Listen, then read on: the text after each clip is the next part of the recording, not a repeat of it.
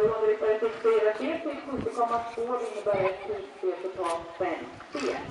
Vi har 2 unghästar som har gått med 0 fel och de är hjärtligt välkomna att hämta sina besättningssekretariatet. Johanna Andersson, Komfort och Katarina Karlsson, Murlund. Tillfriskutdelning för avdelning A vill vi ha in segraren i klassen Staffan Lind, Grand Elito.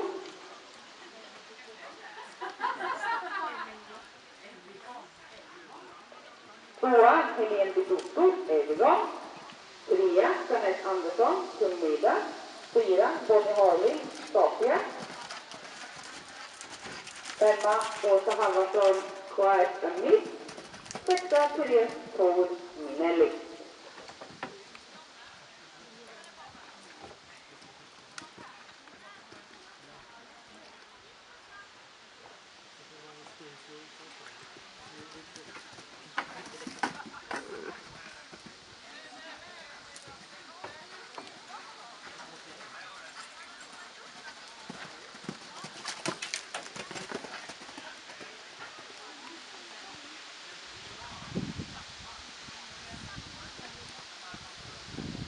Det blev 4 fel.